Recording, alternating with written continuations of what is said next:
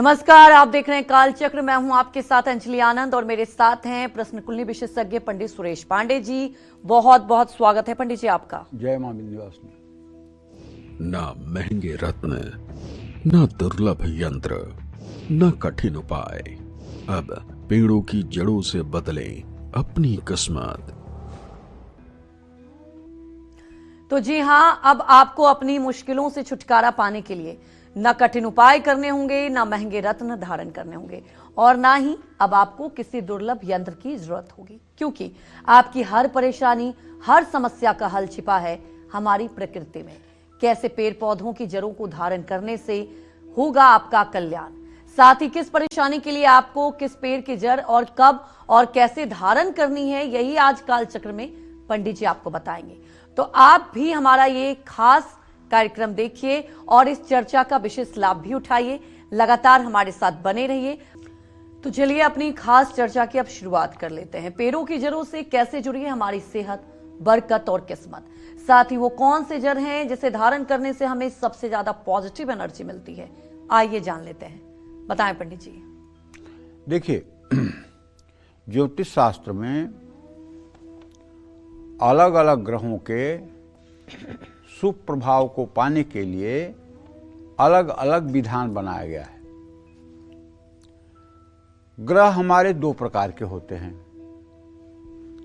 एक तो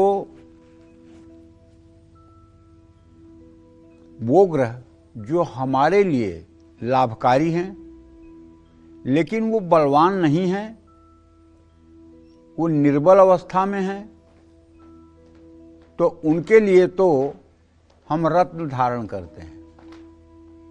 अगर कोई ग्रह हमारे लिए फेवरेबल है, लेकिन अगर वो बलवान नहीं है, निर्बल है, बलहीन है, तो उसे बलवान बनाने के लिए हम क्या करते हैं? रत्न धारण करते हैं।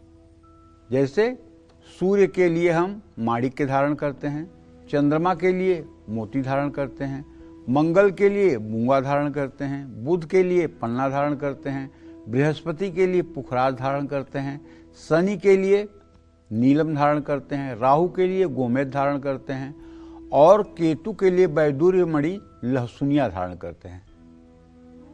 अब कुछ लोग अगर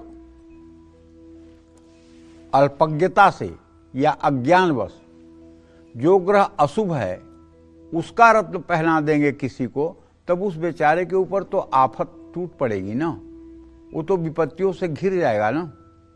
अगर किसी का कुंडली में शनि खराब फल देने वाला है और उसको शनि का रत्न पहना दिया गया, इसलिए कि खराब है रत्न पहना दो फायदा कर देगा, तो बर्बाद कर देगा। इसलिए रत्न न पहनना तो कहो कोई बहुत बुराई नहीं है, लेकिन रत्न को नासमझी से पहनना बहुत बड़े नुकसान और अनर्थ का कारण हो सकता है। क्यों? क्योंकि कुंडली एक नहीं, कुंडली दो होती है। एक तो जन्म कुंडली होती है, एक तो चंद्र कुंडली होती है।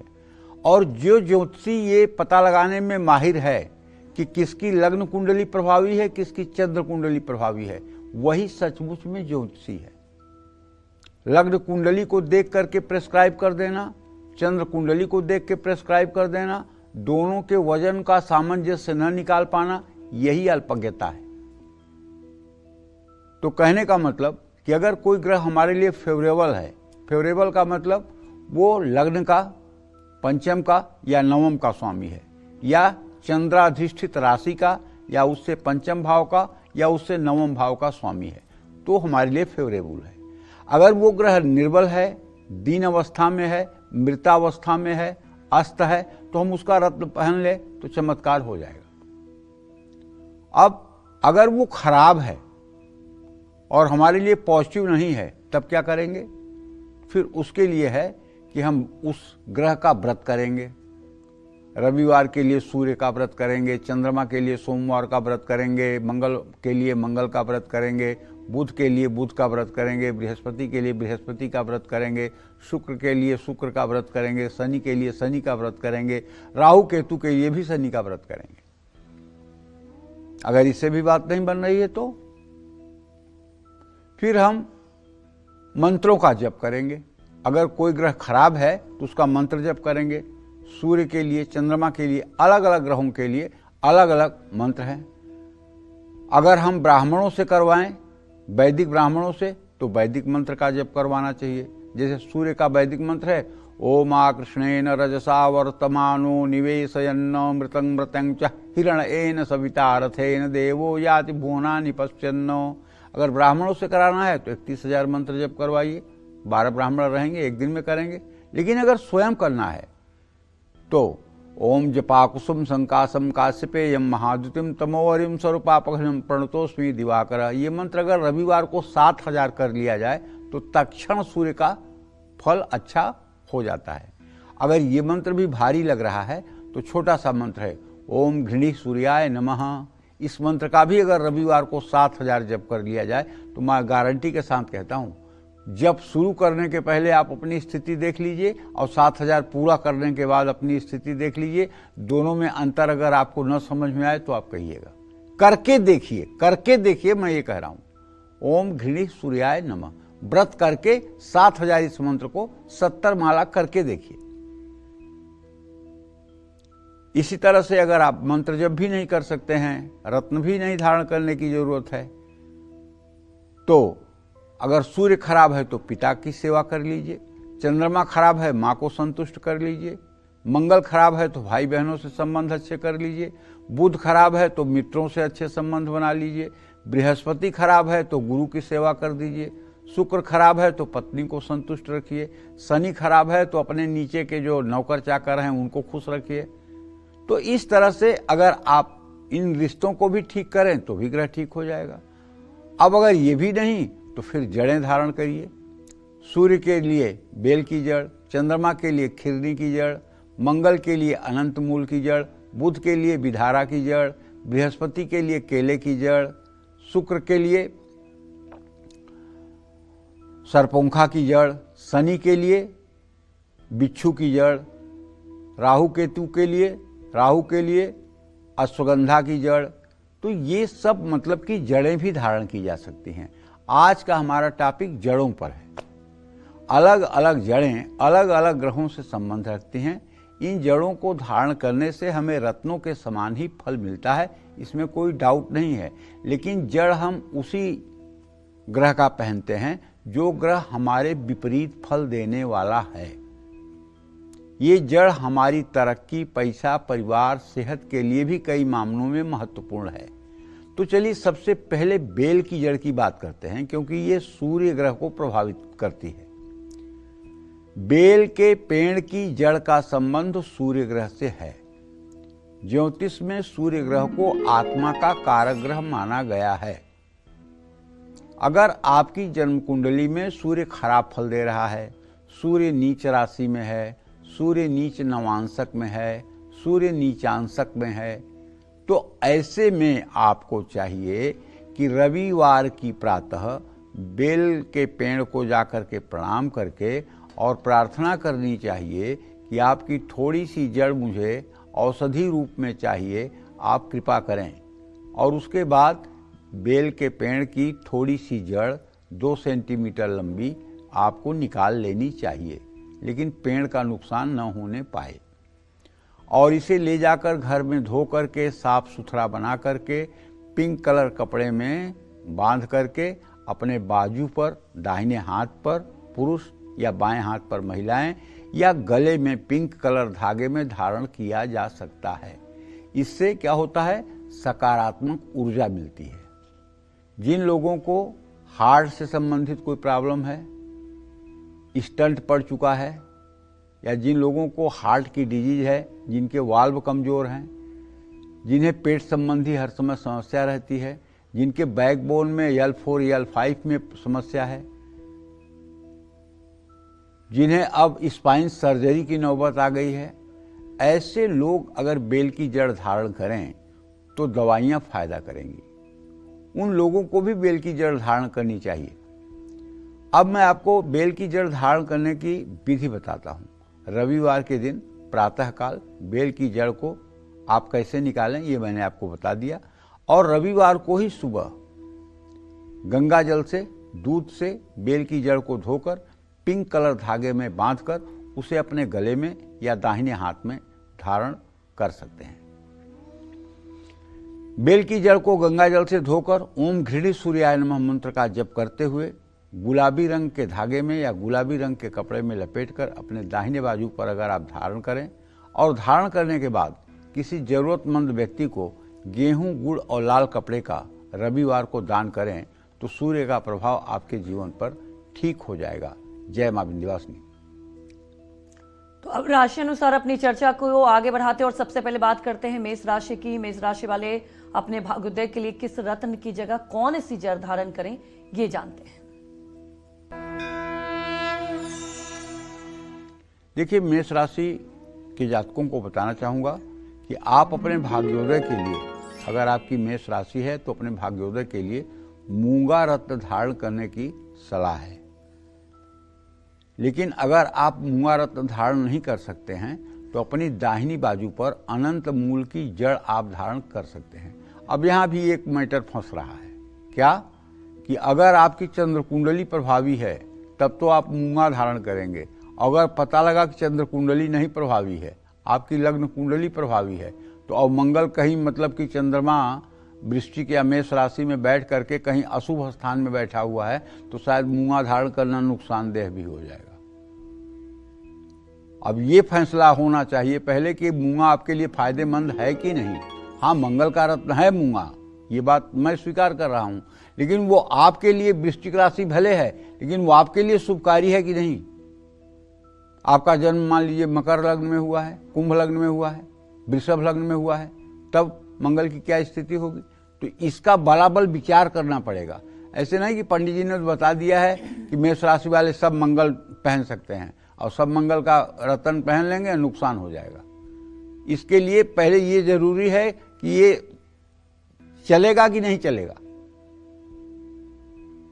इसी तरह से हर राशि के जातकों को सोच विचार के ही रत्न धारण करना चाहिए। जय मां विंध्यवासिनी। तो अब बात वृषभ राशि की कर लेते हैं। वृषभ राशि वाले अपनी मनोकामनाएं पूरी करने के लिए किस रत्न की जगह कौन सी जड़ धारण कर सकते हैं, आइए जानते हैं। अगर चंद्र कुंडली आपकी प्रभावी है और आपकी वृषभ राशि है तो आपको भाग्योदय के लिए हीरा, ओपल, जरकन पहनने की सलाह दी जाती है। लेकिन अगर आप हीरा या ओपल धारण नहीं कर सकते हैं तो आप सरपोंखा की जड़ धारण कर सकते हैं। ये हीरे जैसा ही फल देगा। सरपोंखा की जड़ को धो करके शुक्रवार को सुबह सफ़ेद धागे में बांध करके गले में या दाहिने बांह पर, महिलाओं को बाएं हाथ पर धारण करना चाहिए। इससे शुक्र ग्रह का प्रभाव ठीक होता है। अगर शुक्र आपकी कुंडली में अस्त है या शुक्र सूर्य की युति है 12वें और दूसरे घर में, आपको नेत्र रोग की बहुत बड़ी समस्या है। आपका पावर बढ़ता जा रहा है। आपके बच्चे के आंखों में बहुत भयंकर पावर बचपन में से ही आ रहा है। तो इसके लिए अगर आप सरपोंखा की जड़ सफ़ेद धागे में करके शुक्रवार को प्रातःकाल गंगा जल से धो करके अगर गले में धारण करवाएंगे तो लाभ मिलेगा। जय मां विंध्यवासिनी। तो हमारे एक दर्शक झांसी से पवन जुड़ चुके हैं, आप सवाल पूछ सकते हैं।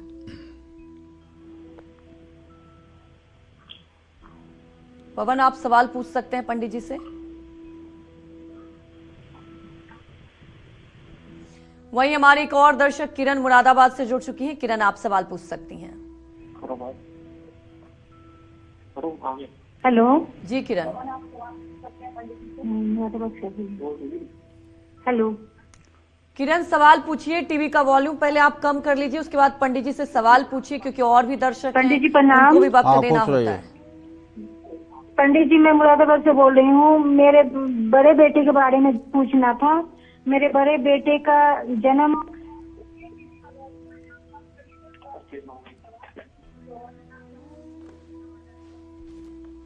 तो देखिए, मैं दर्शकों से यही अपील करूंगी, जब भी आप कालचक्र में कॉल करते हैं तो पहले टीवी का वॉल्यूम कम कीजिए, उसके बाद सवाल पूछिए, तभी पंडित जी आपके सवाल सुन पाएंगे। चर्चा को आगे बढ़ाते हैं। माँ की सेहत हमेशा अगर खराब रहती है, हर काम बनते बनते बिगड़ जाते हैं, डिप्रेशन के जाल में फंस चुके हैं, तो ऐसे में किस पेड़ की जड़ को किस दिन धारण करना चाहिए, ये भी जान लेते हैं। बताएं पंडित जी। देखिए, खिरनी के जड़ का संबंध चंद्रमा से है और चंद्रमा मन का कारक ग्रह माना जाता है।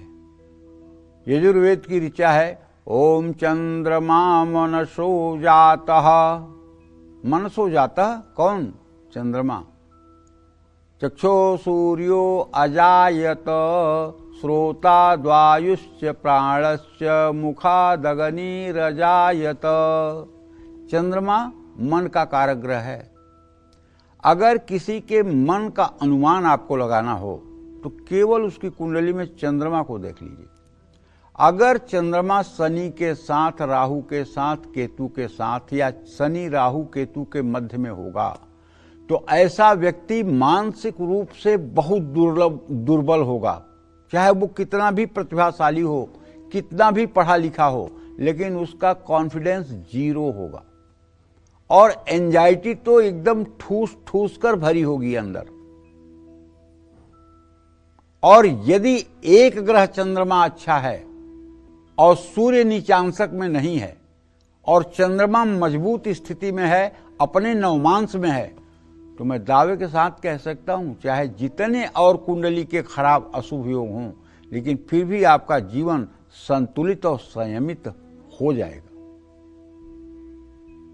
तो इसलिए चंद्रमा सारे ग्रहों में बीज का काम करता है। बीज का, जैसे बीज खेत में डालने से उदय होता है, उसी तरह से चंद्रमा किसी भी व्यक्ति के उत्थान और पतन में चंद्रमा की मुख्य भूमिका होती है।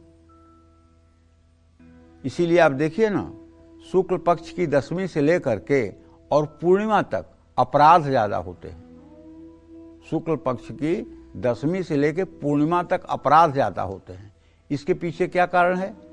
चंद्रबल बड़ा मजबूत होता है उस समय, और ये चंद्रबल की मजबूती के कारण कुछ लोग इसके आगोश में ऐसे आ जाते हैं कि भावनाओं में बह करके और मन के अधीन होकर के गलत काम कर बैठते हैं।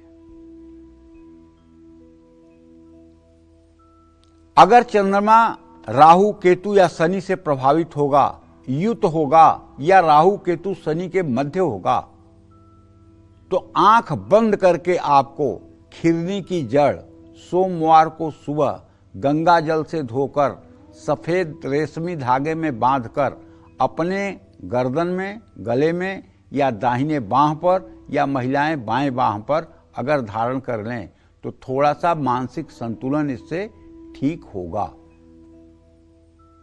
लेकिन 100% ठीक हो जाएगा इसका मुझे व्यवहारिक ज्ञान है, नहीं होगा। 100% ठीक करने के लिए तो दो ही रास्ते हैं। एक तो भगवान शिव का रास्ता है कि आप किसी शिवालय में या अपने घर में, अगर पुरुष हैं तो ओम नमः शिवाय, महिला हैं तो नमः शिवाय का कम से कम 5 लाख जप करें तो जाकर के ये चंद्रमा की स्थिति ठीक होगी। और दूसरा उपाय है ओम सोम सोमाय नमः। इस मंत्र का रोज आप सोने से पहले चाहे बेड पर ही बैठ करके आप ओम सोम सोमाय नमः का 24 मिनट जप करें और अपनी बाईं आंख के ऊपर चलता हुआ चंद्रमा इमेजिन करें। मैं दावे के साथ कह सकता हूं 50 दिन के अंदर आपकी पर्सनालिटी में, आपके व्यक्तित्व में परिवर्तन आ जाएगा। ये आजमाया हुआ उपाय आपको बता रहा हूं। अगर आप डिप्रेस रहते हैं, हमेशा अपने जीवन को लेकर के नकारात्मक ताना बाना आपका मन बुनता रहता है, आप अपने जीवन को लेकर के हताश और उदास हैं, आपके अंदर का एम्बिशन, महत्वाकांक्षा डेड हो चुकी है, मर चुकी है, तो आपको चाहिए कि आप ओम सोम सोमाय नमः इस मंत्र का 24 मिनट या आधे घंटे नित्य सूर्यास्त के बाद जप करें।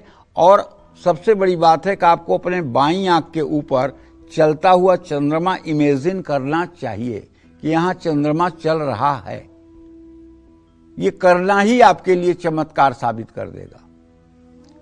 जिन लोगों को हमेशा किसी न किसी बात की टेंशन रहती है, जिन लोगों का मन एकाग्र नहीं रहता है, उन लोगों को भी खिरनी की जड़ धारण करनी चाहिए।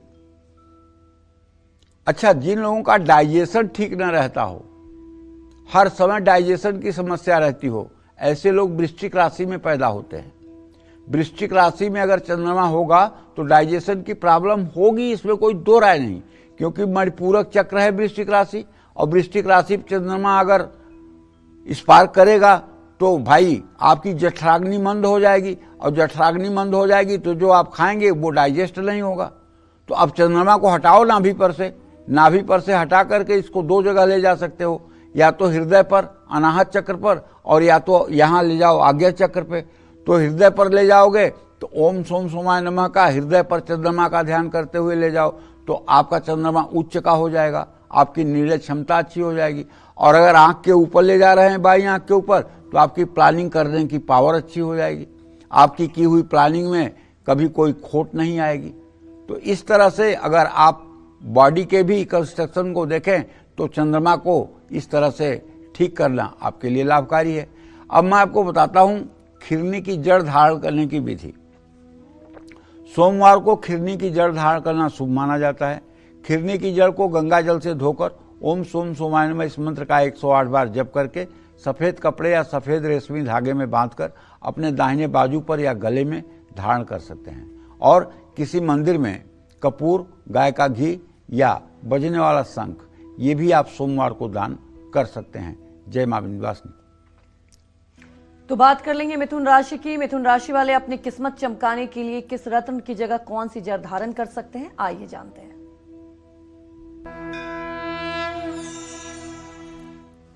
मिथुन राशि के जातकों को बताना चाहूंगा कि यदि आपकी चंद्र कुंडली प्रभावी है तो आप अपने भाग्योदय के लिए पन्ना रत्न धारण कर सकते हैं।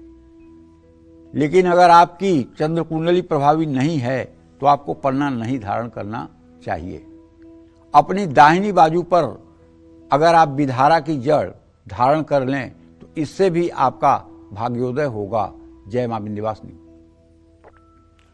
मांगलिक दोष के कारण अगर विवाह में देरी हो रही है, गुस्सा और कर्ज लगातार बढ़ता जा रहा है, भाई और प्रॉपर्टी का सुख नहीं मिल पा रहा है, कौन सी जड़ किस समय और कैसे धारण करनी चाहिए, आइए जान लेते हैं। बताएं पंडित जी। देखिए, अनंत मूल की जड़ का संबंध सीधे सीधे मंगल ग्रह से है। मंगल ग्रह को साहस का, क्रोध का, पराक्रम का कारक माना गया है। प्रॉपर्टी, रियल इस्टेट, भाई बहन और ऊर्जा का कारक ग्रह माना गया है।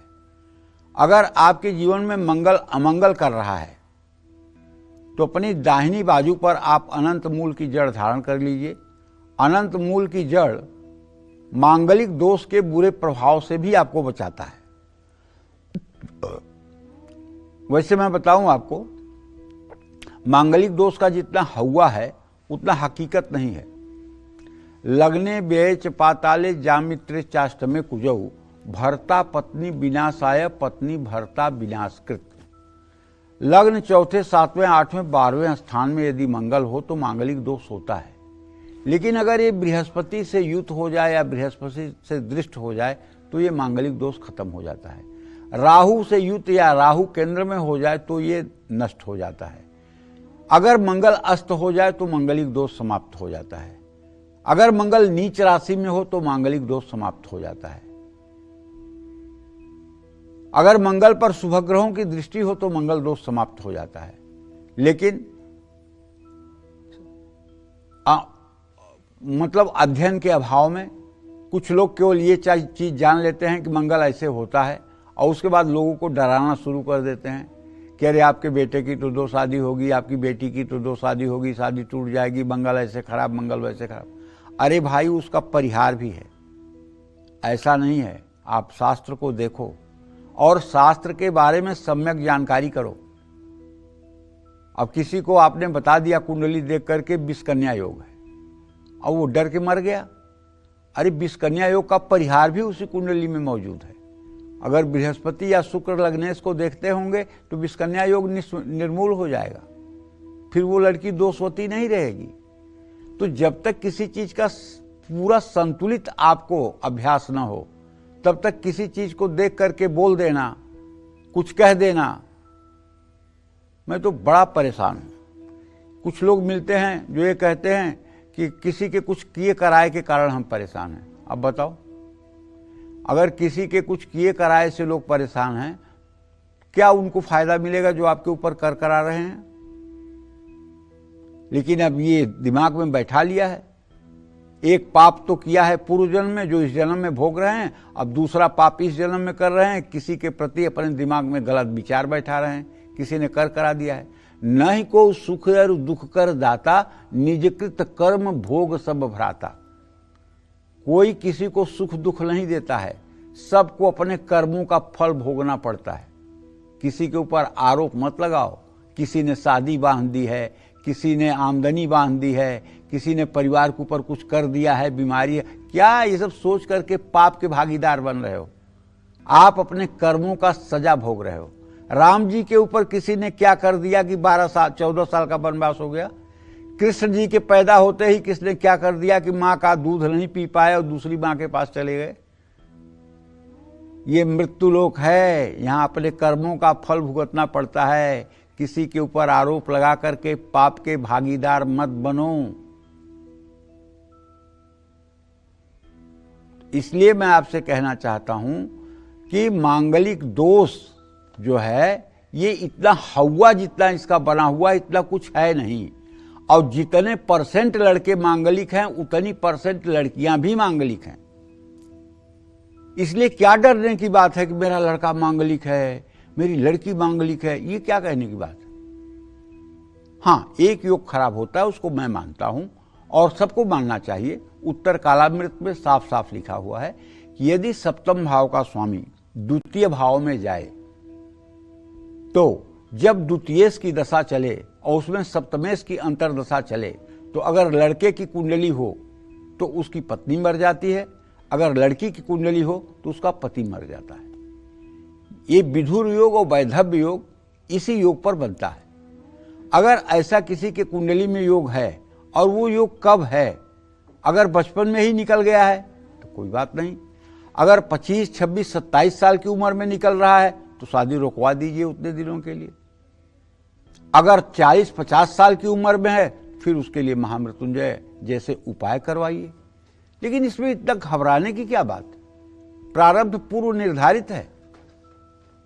तो मंगल के दोष को दूर करने के लिए अनंत मूल की जड़ भी धारण करना फायदेमंद है। इससे आदमी की कायरता दूर होती है। कब्ज जैसी बीमारी, लीवर जैसी बीमारियों में भी आराम मिलता है। अब मैं आपको बताता हूं कि अनंत मूल की जड़ धारण करने की विधि। अनंत मूल की जड़ धारण करने के लिए सबसे उत्तम दिन तो है मंगलवार। मंगलवार के दिन अनंत मूल की जड़ को गंगा जल से धोकर ओम अंग अंगारकाय नमः इस मंत्र का 108 बार जप करते हुए लाल कपड़े में या फिर लाल धागे में बांध करके उसे अपने दाहिने बाजू पर, कोई लोग तो कलाई पर भी धारण कर लेते हैं और कोई लोग गले में भी धारण कर लेते हैं, उसको आप धारण कर लीजिए और किसी जरूरतमंद व्यक्ति को मसूर की दाल और लाल कपड़े मंगलवार को दान कर दीजिए। इससे आपको राहत मिलेगी। जय मां विंध्यवासिनी। तो अब बात करेंगे कर्क राशि की। कर्क राशि वाले लोगों को कौन से जड़ धारण करने से महालाभ मिलेगा, आइए जानते हैं। कर्क राशि के जातकों को अपने भाग्योदय के लिए मोती रत्न पहनने की सलाह दी जाती है, लेकिन अगर चंद्र कुंडली प्रभावी होगी तभी। अगर चंद्र कुंडली प्रभावी नहीं होगी तो मोती काम नहीं करेगा, सीधी सीधी बात है। अगर आपका मिथुन लग्न होगा, कन्या लग्न होगा, तुला लग्न होगा या मकर लग्न होगा या कुंभ लग्न होगी और लग्न कुंडली प्रभावी होगी तो आप अगर मोती सस्का लेंगे तो नुकसान होगा, फायदा नहीं होगा। लेकिन मोती मान लीजिए आपको सूट कर रहा है और मोती आप नहीं पहन पा रहे हैं किसी कारणवश, पैसे के कारणवश या सामर्थ्य नहीं है, तो अपनी दाहिनी बाजू पर आप खिरनी की जड़ भी बांध सकते हैं। इससे भी आपको लाभ मिलेगा। जय मां विंध्यवासिनी। चलिए अब चर्चा को आगे बढ़ाते हुए बात कर लेते हैं उन लोगों की जिन्हें हमेशा पढ़ने में दिक्कतें आती हैं। जो लोग छोटी छोटी बात पर घबरा जाते हैं, ऐसे लोगों को किस दिन किस पेड़ की जड़ धारण करनी चाहिए, ये जानते हैं। बताएं पंडित जी। बुधेन बुद्धि सदनर्थ संस्था। बुध जो है बुद्धि का ग्रह है। अक्सर लोग बात क्या करते हैं कि आपका राहु खराब है, आपका शनि खराब है, आपका केतु खराब है, आपका मंगल खराब है। यहां तक जाकर के लोगों को हड़का देने का काम हो जाता है। लेकिन बुध एक ऐसा ग्रह है कि अगर किसी बच्चे की कुंडली में बुध अस्त है, बुध नीचांशक में है, नीच नवांश में है, तो ऐसा बच्चा ऑटिज्म का शिकार हो जाता है। ऐसे बच्चे को बुलाते रहो, वो आपकी तरफ देखेगा ही नहीं, किलकारियां मारेगा, जोर जोर से चिल्लाएगा। 8 साल की उम्र में भी उसे सुसु पोटी करने का ज्ञान नहीं रहेगा। अब बताइए बुध से ज्यादा खराब कौन ग्रह है? लेकिन बात तो होती है कि मंगल खराब है, शनि खराब है, राहु खराब है, केतु खराब है। किसके मुंह से आपने सुना कि बुध खराब है? जबकि बुध इतना खराब है कि पूरी जिंदगी को तहस नहस कर देता है। अगर ये अस्त हो गया तो जितने भी ऑटिज्म के मामले हैं उतने में बुध की स्थिति खराब जरूर रहेगी। बुध वाणी का कारक है। जो लोग हकलाते हैं, तुतलाते हैं, जो लोग अपने बात को सही से व्यक्त नहीं कर पाते हैं, जिनकी स्मरण शक्ति कमजोर है, पढ़ते हैं भूल जाते हैं, ये सब बुध ग्रह का अशुभ प्रभाव है। लेकिन बुध ग्रह के बारे में चर्चा नहीं होगी। आपने किसी के मुंह से सुना ही नहीं होगा कि यार बुध का उपाय कर लो, बुध के लिए कुछ कर लो ना। शनि खराब है, राहु खराब है, काल सर्प दोष है, किसी ने कुछ किया कराया है, पितर दोष लग गया है, ये सब मनमानी बवंडर। तो ऐसे में अगर बुध सचमुच में आपका खराब है, पहली बात तो इसके लिए तो साधना करनी चाहिए। देखिए, अगर सही में फायदा चाहिए, ऐसे तो मैं 365 दिन टीवी पे प्रोग्राम करता हूं, तो उपाय तो कुछ न कुछ बताता हूं, लेकिन हकीकत में अगर आप पावरफुल उपाय चाहते हैं तो फिर आपको राम रक्षा स्तोत्र का सुबह शाम पाठ करना शुरू कर देना चाहिए और भगवान राम की शरणागति ले लेना चाहिए, चाहे आप विद्यार्थी हैं और चाहे आप वकील हैं। क्योंकि अगर आप वकील भी हैं, कानून सब आपको आता है, लेकिन अगर बुध खराब है तो जज के सामने जब जाओगे ना तो अक्की बक्की भूल जाएगी, बोल नहीं पाओगे और मुकदमा हार के चले आओगे। अगर बुध मजबूत है तो आता भले कम है, चढ़े रहोगे अपनी बात में। बुध की अच्छी स्थिति का परिणाम यह है। तो आप पन्ना भी धारण कर सकते हैं इसके अच्छाई के लिए, नहीं तो आप विधारा की जड़, विधारा की जड़ बुध ग्रह बुद्धि, भाषा, मामा, दोस्त, इसका कारक माना जाता है। कुंडली में खराब बुध होने से छोटी छोटी बातों पर घबराहट होने लगती है।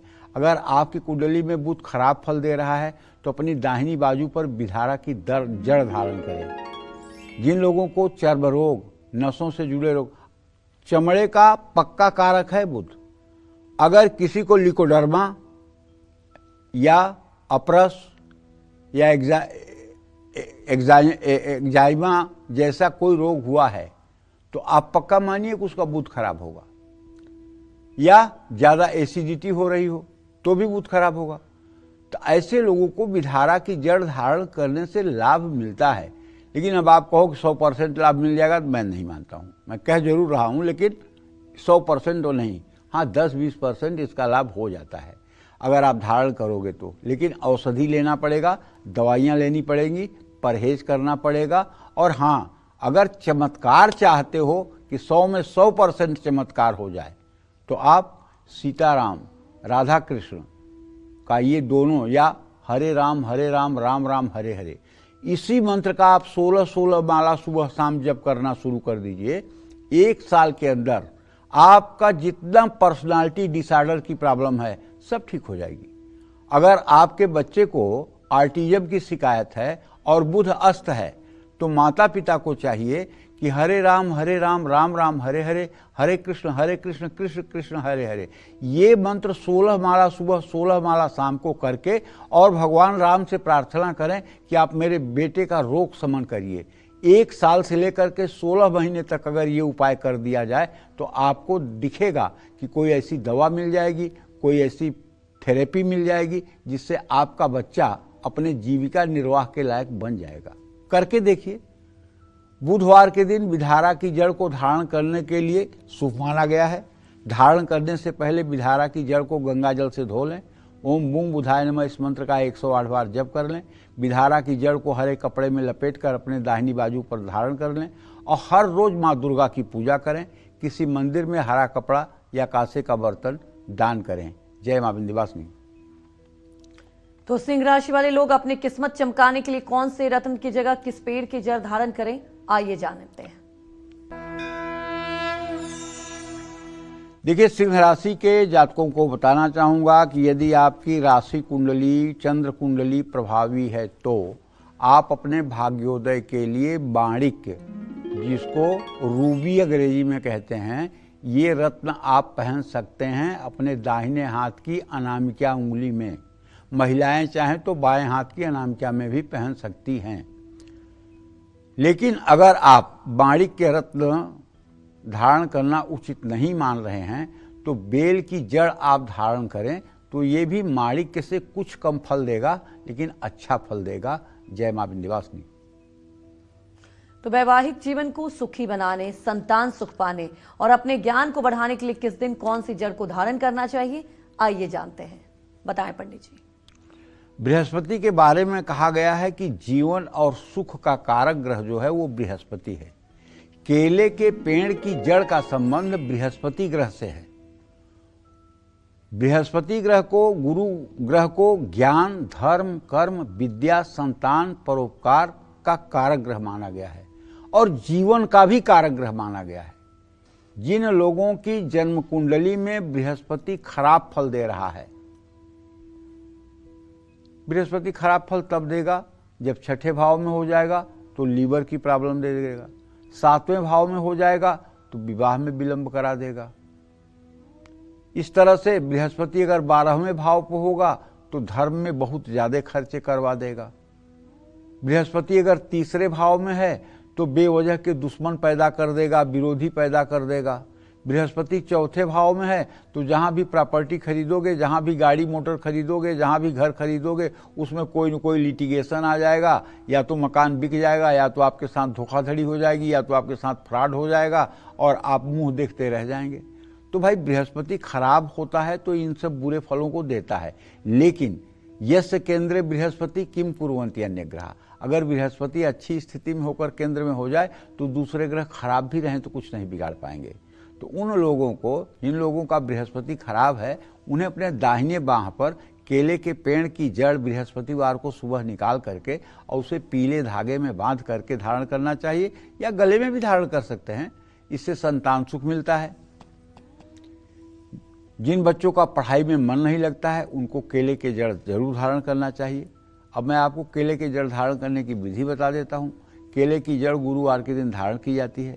केले की जड़ को गंगा जल से धोकर ओम ब्रिंग बृहस्पतये नमः, देवानाम च ऋषिनाम च गुरुम कांचन सन्निभम बुद्धिभूतम त्रिलोकेशम तम नमाम बृहस्पतिम। बृहस्पति के दोनों मंत्र पढ़ सकते हैं। पीले कपड़े में लपेटकर अपनी दाहिनी बाह पर या गले में धारण कर सकते हैं। और किसी जरूरतमंद व्यक्ति को मंदिर में पीला कपड़ा, हल्दी, केला, शक्कर, ये सब वस्तुएं आप दान भी कर सकते हैं। जय मां विंध्यवासिनी। तो बात करेंगे कन्या राशि की। कन्या राशि वाले लोग कष्टों से मुक्ति पाने के लिए किस रत्न की जगह कौन सी जड़ धारण कर सकते हैं, जान लेते हैं। अगर आपकी कन्या राशि है और आपकी चंद्र कुंडली प्रभावी है तो आप अपने भाग्योदय के लिए पन्ना धारण कर सकते हैं। लेकिन अगर आपकी चंद्र कुंडली प्रभावी न हो तो कभी भूल करके भी पन्ना धारण करने की गलती ना करें। अगर आपका बुध अच्छा नहीं है, खराब स्थिति में है, तो अपनी दाहिनी बाजू पर आप विधारा की जड़ धारण करें। विधारा की जड़ धारण करने से बुध के अशुभ प्रभाव से मुक्ति मिलेगी और निश्चित रूप से आप अपने जीवन में प्रगति करेंगे। जय मां विंध्यवासिनी। तो जो लोग कला के क्षेत्र से जुड़े हैं, जिनका विवाह नहीं हो रहा या उनकी आर्थिक स्थिति ठीक नहीं है, उन लोगों के लिए क्या करना चाहिए, आइए जान लेते हैं। बताएं पंडित जी। देखिए, सरपुंखा की जड़ का संबंध शुक्र ग्रह से है। शुक्र ग्रह को संगीत, कला, विवाह, पैसा, विलासिता और नेत्रों का कारक ग्रह माना गया है।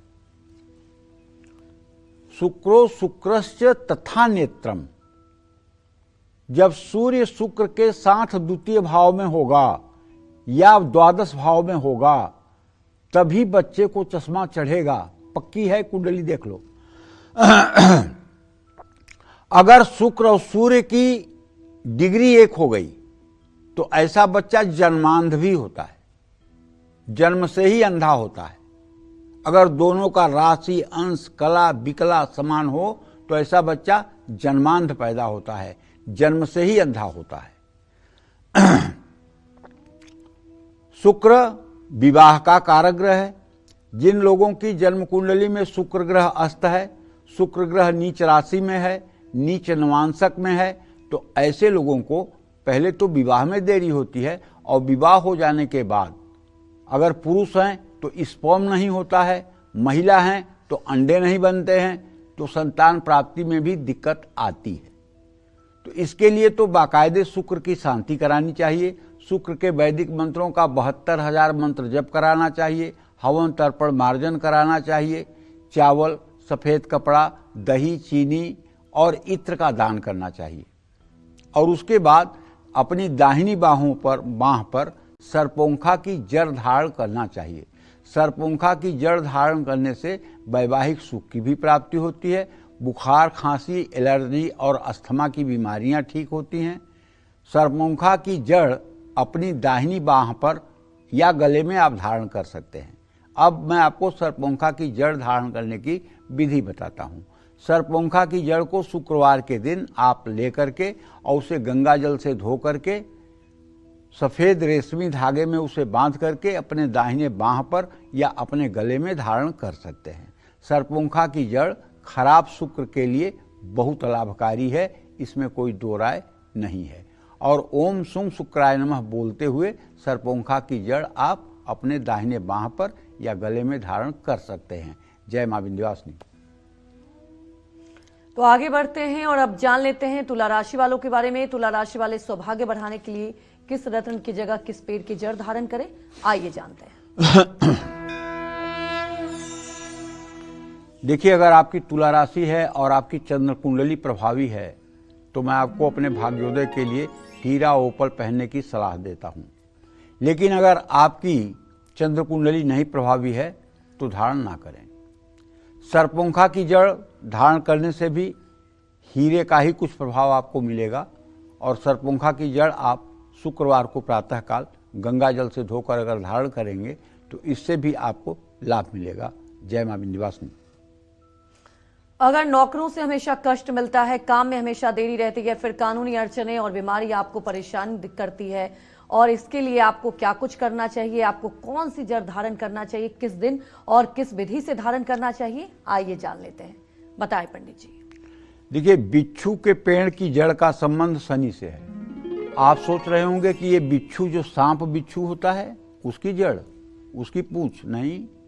बिच्छू एक पेड़ होता है।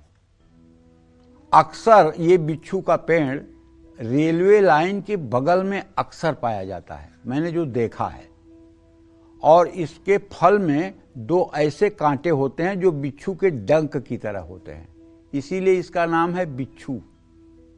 समझ रहे हैं? अगर इस पेड़ की जड़ मिल जाए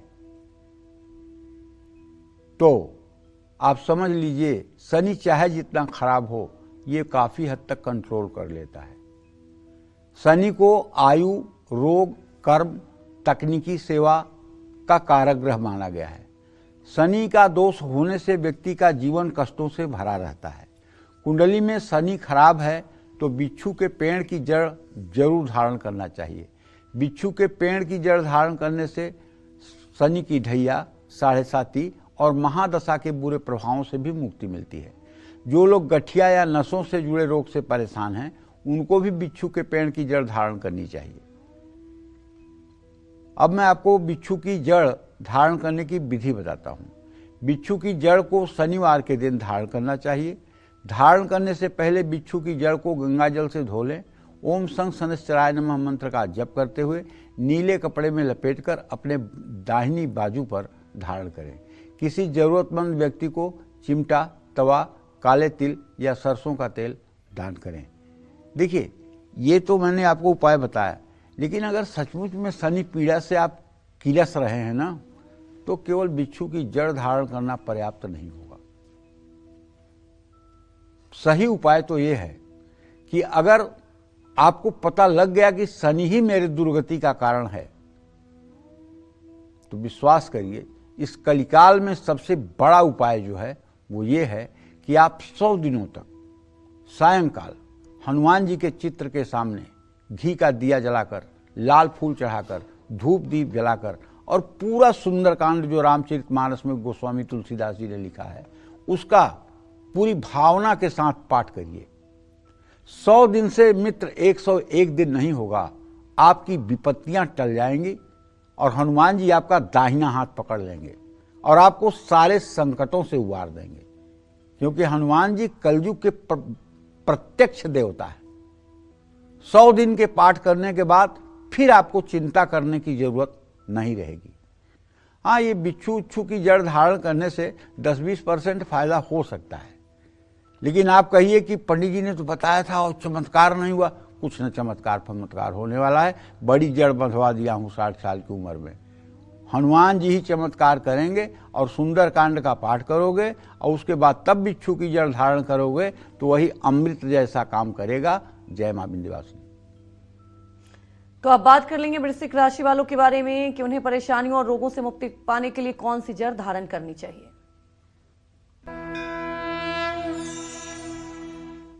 वृश्चिक राशि के जातकों को बताना चाहूंगा कि भाग्योदय के लिए आप मूंगा रत्न धारण करनी है, लेकिन अगर आपकी चंद्र कुंडली प्रभावी हो तो आप अगर मूंगा आपके लिए सूटेड नहीं है और मंगल आपका खराब है तो अपनी दाहिनी बाहों पर अनंत मूल की जड़ लाल धागे में बांध करके धारण कर लीजिए, इससे भी आपको लाभ मिलेगा।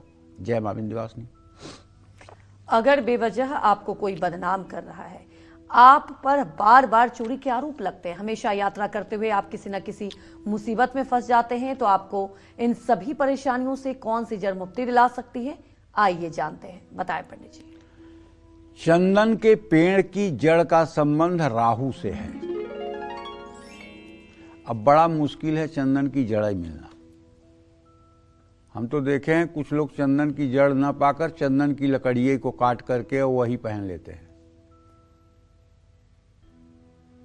क्योंकि कर्नाटक वगैरह में चंदन के पेड़ हैं और कोई जड़ आपको लाके देगा, इतना पुरुषार्थी तो लोग नहीं हैं। हाँ, अगर चंदन की जड़ नहीं मिलती है तो चंदन ही मलयागिर अगर ओरिजिनल मिल जाए तो उसी को किसी तरह से 1.5-2 सेंटीमीटर लंबा काट करके 1 सेंटीमीटर गोला, उसी को अगर आप नीले धागे में धारण कर लें तो भी फायदा मिलेगा। कठोर बाणी, चोरी, बदनामी, यात्रा का कारक ग्रह जो है वो तो राहु ही है, लेकिन वैभव का भी कारक ग्रह है। ये कहने में क्यों शर्म आती है किसी को। कुंडली में राहु की अच्छी स्थिति होने पर व्यक्ति को अपार ऐश्वर्य मिलता है। अगर आपकी कुंडली में राहु खराब होकर बुरा फल दे रहा है तो आपको अपनी दाहिनी बांह पर चंदन की जड़ धारण करना चाहिए।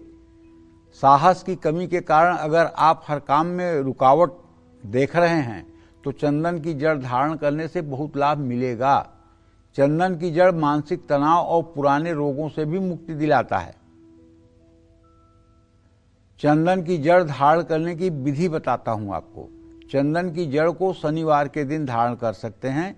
चंदन की जड़ को गंगा जल से धोकर ओम रांग राहवे नमः का 108 बार मंत्र जप करके सफेद कपड़े में या नीले रंग के धागे में दाहिने बाजू पर आप धारण कर सकते हैं। किसी जरूरतमंद व्यक्ति को कंबल, तिल या 7 अनाज दान कर सकते हैं, लेकिन गोमेद रत्न धारण नहीं करना चाहिए। तो चंदन की जड़ बांधने से भी बहुत लाभ आपको मिलेगा। जय मां विंध्यवासिनी। और अब बात कर लेंगे धनु राशि की। धनु राशि वाले लोग अपनी मनोकामना को पूरा करने के लिए किस रत्न की जगह कौन सी जड़ धारण करें, आइए जान लेते हैं।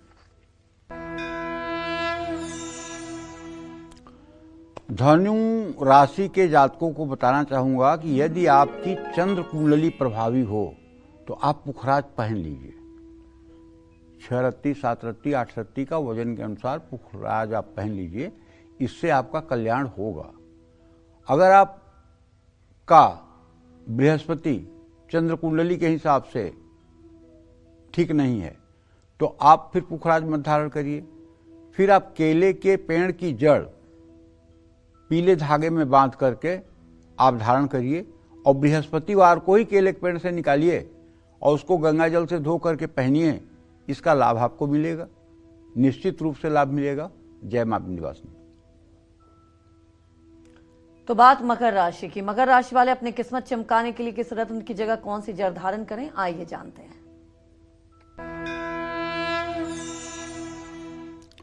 मकर राशि के जातकों को बताना चाहूंगा कि यदि आपकी चंद्र कुंडली प्रभावी हो तभी आप नीलम रत्न धारण कर सकते हैं। लेकिन अगर आपकी कुंडली में चंद्र कुंडली प्रभावी नहीं है तो आप नीलम मत धारण करिएगा। अपनी दाहिनी बाजू पर बिच्छू के पेड़ की जड़ धारण करिएगा, इससे आपको लाभ मिलेगा। शनिवार को धारण करिएगा, 4 बजे शाम धारण करिएगा और नीले धागे में धारण करिएगा। जय मां विंध्यवासिनी। तो बात कुंभ राशि की। कुंभ राशि वालों को हर क्षेत्र में तरक्की पाने के लिए किस रत्न की जगह कौन सी जड़ धारण करनी चाहिए, आइए जानते हैं।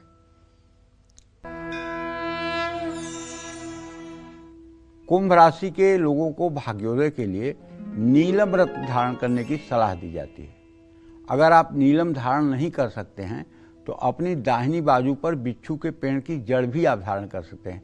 देखिए, मकर कुंभ दोनों राशियों के स्वामी जो है वो शनिदेव ही हैं, और अगर शनि आपके कुंडली में निर्बल हैं या अशुभ फल दे रहे हैं तब आप अगर बिच्छू की जड़ धारण करेंगे तो ये रामबाण जैसा काम करेगा। लेकिन शनि को ठीक करने के लिए अगर आप हनुमान जी की शरणागति ले लें तो शनि ने वचन दिया है कि मैं हनुमान के भक्तों को कभी परेशान नहीं करूंगा, और कलयुग के प्रत्यक्ष देवता हैं हनुमान जी। हनुमान जी की शरणागति लेकर के आप जीवन नौका को पार कर लीजिए। जय मां विंध्यवासिनी।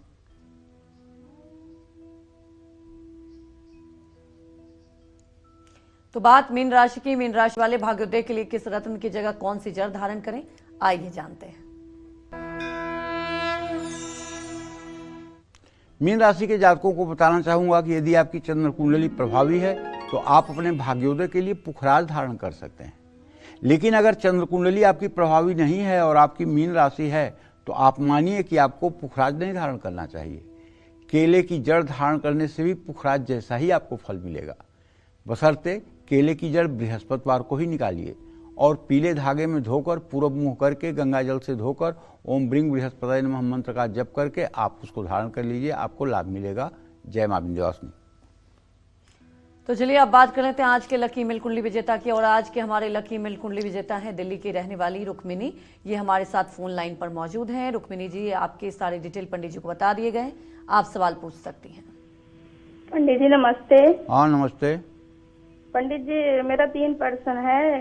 पहला प्रश्न है पंडित जी की कमर में और सर में बहुत दर्द रहता है और मेरी उम्र कितनी लंबी रहेगी। और दूसरा प्रश्न है कि पंडित जी मेरे और मेरे हस्बैंड के बीच में लड़ाइयाँ बहुत होती है, उसके लिए उपाय।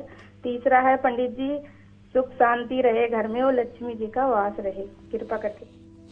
पहले देखो, तुम्हारा मकर लग्न में जन्म हुआ है, तुम्हारी कन्या राशि है। 25 नवंबर 1997 को दिन में 11:45 अयोध्या में तुम पैदा हुई हो। मकर लग्न में जन्म हुआ है, तुम्हारी राशि कन्या राशि है। तुम्हारी कुंडली में बृहस्पति नीच राशि का जरूर है लेकिन वो उच्च के नवमांश में है, इसलिए तुम अच्छी लड़की हो, इसमें कोई दो राय नहीं है। और दूसरे ग्रहों को अगर देख रहे हैं तो शनि सेल्फ नवमांश में है, अर्थात लग्नेश शनि सेल्फ नवमांश में है, लेकिन रोगेश बुध तुम्हारा जो है शुक्र मंगल के साथ व्यय भाव में बैठा हुआ है, इसलिए तुम्हें शरीर में दर्द से संबंधित परेशानियां होती हैं। और राहु की दशा चल रही है। पिछले 2 सालों से तुम्हारे पति से तुम्हारी अनबन की स्थिति बन रही है, लेकिन आप विश्वास करो कि आपका न तो विवाह टूटेगा और न ही ये अनबन किसी बहुत बड़े विषाद का रूप लेगी। 15 फरवरी 2026 के बाद आप रानी महारानी बन करके ऐश करोगी और आपके दाम्पत्य जीवन में आने वाली परेशानी दूर हो जाएगी। लेकिन तब तक मैं आपको सलाह देता हूं बेटा, पति के ही अनुकूल, पति के ही हाँ में हाँ मिला करके और आपको अपने घर का माहौल ठीक करना चाहिए, क्योंकि आपकी दशा बहुत खराब चल रही है। राहु में शुक्र का अगर अंतर हो तो दाम्पत्य जीवन में कलह होता है, और ये दशा आपकी 15 फरवरी 2026 तक है। 15 फरवरी 2026 तक रोज दुर्गा चालीसा के पाठ में निमग्न हो जाओ।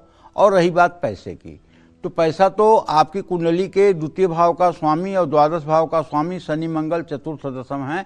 अभी तो आर्थिक स्थिति आपकी ठीक नहीं है, लेकिन आप अगर अपनी आर्थिक स्थिति को ठीक करना चाहती हो तो जितने समय आपके पास समय मिले हर समय श्रीम श्रीम श्रीम श्रीम श्रीम इसी मंत्र को करो। ये मंत्र जिस दिन 1 करोड़ हो जाएगा उस दिन लक्ष्मी तुम्हारे हृदय में निवास करेंगी। ऐसा मेरा वचन आप मान लो और सुखी जीवन व्यतीत करो। जय मां विंध्यवासिनी। विरोधी आपको हमेशा परेशान करते हैं, मानसिक और चर्म रोग से भी आप पीड़ित हैं, पैसों का नुकसान बार बार होता है, तो आपको किस पेड़ की जड़ को धारण करना चाहिए ये जान लेते हैं। बताएं पंडित जी। अश्वगंधा की जड़ का संबंध केतु ग्रह से है। केतु को धन, सेहत, शत्रु, नकारात्मक ऊर्जा का ग्रह माना गया है। लेकिन केतु के बारे में एक बात और जान लीजिए, यद्यद भाव गते राहु केतुश्च जनने नृणाम यद्यद भावे संयुक्तम तत्फलम प्रतिषेधलम। राहु और केतु का कोई स्वतंत्र अस्तित्व नहीं है, इसलिए केतु को हर समय बुरा मानना और राहु को हर समय बुरा मानना ये एक तरह का अपराध है। राहु अगर अच्छी स्थिति में होगा, अगर कोई अरबपति खरबपति होगा तो राहु उसका जरूर अच्छा होगा। अगर कोई बड़ा भजनानंदी महात्मा होगा, मोक्ष पाने का जो अधिकारी होगा, उसका केतु बहुत अच्छा होगा। अगर कोई बहुत बड़ा ज्योतिषी होगा तो उसका केतु जरूर अच्छा होगा। तो ऐसा नहीं है कि केवल बुरा ही बुरा केतु होता है। लेकिन हां, अगर केतु आपके पंचम भाव में बैठा हुआ है तो ये बुरा है, क्योंकि संतान भाव के लिए अशुभ है। ऐसे लोगों की पत्नियों का गर्भपात होता है और संतान होकर के मर जाते हैं। इसका उपाय करना चाहिए। तो ऐसे लोगों को अपने दाहिनी बाह पर अश्वगंधा की जड़ बांधनी चाहिए। अश्वगंधा की जड़ धारण करने से रोग दोष से मुक्ति मिलती है, संतान का सुख मिलता है, चर्म रोग और मानसिक बीमारियों से छुटकारा मिलता है। अश्वगंधा की जड़ को बुधवार के दिन धारण करना चाहिए। अश्वगंधा की जड़ को गंगा जल से धोकर ओम कें केतवे नमः मंत्र जपते हुए अश्वगंधा की जड़ दाहिने हाथ में या फिर गले में धारण करना चाहिए। अगर लहसुनियाँ आप धारण कर सकते हैं तो वो भी बहुत अच्छा होगा। उसे आपको दाहिने हाथ की मध्यमा उंगली में धारण करना चाहिए। जय मां विंध्यवासिनी। इसी के साथ कालचक्र में फिलहाल इतना ही। नमस्कार।